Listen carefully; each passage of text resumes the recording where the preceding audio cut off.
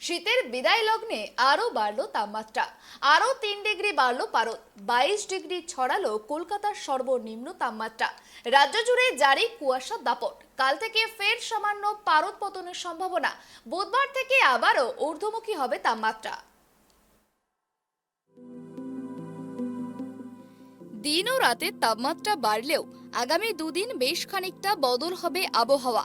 সোম ও মঙ্গলবার তাপমাত্রার পারদ কিছুটা নিম্নমুখী হবে। আগামী বুধবার থেকে তা ফের ওপরের দিকে উঠতে থাকবে। ঘন কুয়াশার দাপট থাকবে উত্তরবঙ্গে।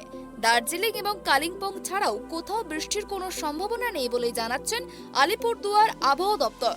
মৌসুম ভবনের পূর্বাভাসে বলা হয়েছে, আবহাওয়া থাকবে গত কয়েকদিনের মতোই। মোটামুটি পরিষ্কার থাকবে শহরের আকাশ, তবে সকালের দিকে কুয়াশা থাকতে পারে। সর্বোচ্চ ও সর্বনিম্ন তাপমাত্রা থাকতে পারে 30 থেকে 19 ডিগ্রি সেলসিয়াসের আশেপাশে। এদিন কলকাতার সর্বনিম্ন তাপমাত্রা 19.2 ডিগ্রি সেলসিয়াস, যা স্বাভাবিকের থেকে 2 ডিগ্রি বেশি। শুক্রবার যা ছিল 16.8 ডিগ্রি।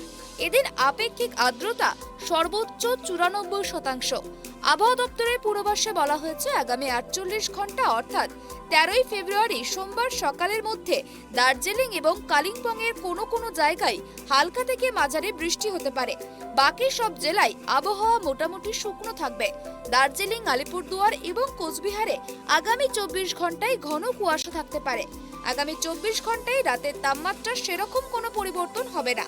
পরের 3 দিন হিমালয় সংলগ্ন পশ্চিমবঙ্গে তাপমাত্রা 2 থেকে 3 ডিগ্রি সেলসিয়াস হ্রাস পেতে পারে বলেই পূর্বাভাসে বলা হয়েছে।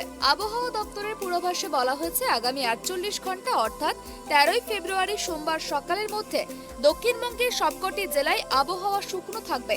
আগামী 24 ঘন্টায় গাঙ্গেয় পশ্চিমবঙ্গের জেলাগুলিতে রাতের তাপমাত্রা সেরকম কোনো পরিবর্তন হবে না।